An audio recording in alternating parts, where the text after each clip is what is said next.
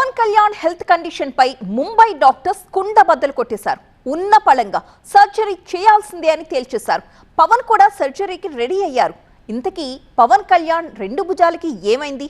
అసలు ఆ గాయం జరగడానికి కారణం ఏంటి? కోకిలాబెన్ హాస్పిటల్లో వచ్చిన ఆ రిపోర్ట్స్ ఏంటి? ఈ రెండు భుజాల మధ్య కూడా టేర్ వచ్చేసింది. వాళ్ళు అడిగారు ఎట్లా క్యాల్సిఫికేషన్ కూడా వచ్చేసింది రెండు భుజాల్లో ఎట్లా వచ్చింది అని అడిగితే ఏం లేదు, నన్ను మా వాళ్ళు ప్రేమతో లాగేశారు అన్న అని చెప్పి ఒకళ్ళు ఇట్లా లాగుతారు అట్లా లాగుతారు అంటే అంతకుమించి నాకు వేరే కారణాలు కనిపించలే. సో పవన్ కళ్యాణ్ ఉన్నట్టుండి సతీ సమేతంగా ముంబై వెళ్లడానికి కారణం ఇదేనా? ఫ్యాన్స్ చేసిన పనికి ముంబైలోని కోకిలాబెన్ హాస్పిటల్లో సర్జరీ చేయించుకోవాల్సిన పరిస్థితి వచ్చిందా? ఎస్, పవన్ కళ్యాణ్ మే 15న ఈ విషయం చెప్పారు. స్పైనల్ ఇష్యూస్ ఉన్నాయి, కంప్రెషన్స్ ఉన్నాయి, ఒక 10 to 11 కంప్రెషన్స్ ఉన్నాయి, డిస్కంప్రెషన్స్.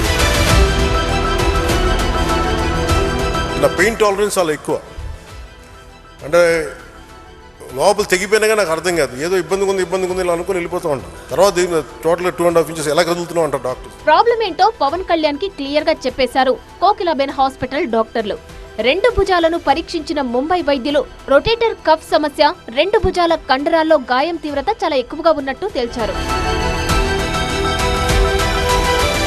మెడికల్ లాంగ్వేజ్ లో చెప్పాలంటే భుజం కదలికలకు అత్యంత కీలకమైన రొటేటర్ కఫ్ తో పాటు రెండు భుజాలకు సంబంధించిన ప్రధాన కండరాల్లో గాయం తీవ్రత చాలా ఎక్కువగా ఉన్నట్టు వైద్యులు నిర్ధారించారు.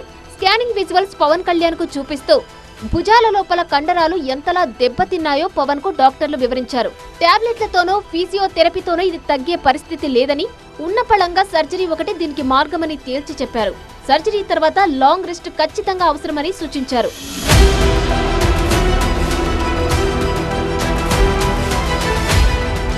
అసలు పవన్ కళ్యాణ్ భుజాలు ఈ స్థాయిలో దెబ్బతినడానికి కారణం అభిమానుల మితిమీరిన ప్రేమే. ఎన్నికలప్పుడు పవన్ చేసిన సుడిగాలి పర్యటనలు, వారాహి యాత్రల్లో అభిమానులు ఆయన చేతులు పట్టుకుని బలంగా లాగేశారు. మే 15న జరిగిన పార్టీ మీటింగ్ లోనే పవన్ ఈ పెయిన్ గురించి ఓపెన్ అయ్యారు. జనసందోహంలో అభిమానులు నా చేయి పట్టుకుని లాగడం వల్లే నా భుజాలు దెబ్బతిన్నాయి అని ఆనాడే పవన్ చెప్పుకొచ్చారు. ఆ పరిస్థితే ఇప్పుడు సర్జరీ వరకు తెచ్చింది. ప్రస్తుతానికి అమరావతిలో కొన్ని కీలకమైన ప్రభుత్వ అధికారిక కార్యక్రమాలు ఉండడంతో ఇప్పటికిప్పుడు సర్జరీకి వెళ్లడం లేదు. అధికారిక పనులన్నీ వీలైనంత త్వరగా పూర్తి చేసుకుని సర్జరీ కోసం మళ్లీ ముంబై వస్తానని వైద్యులకు చెప్పారు.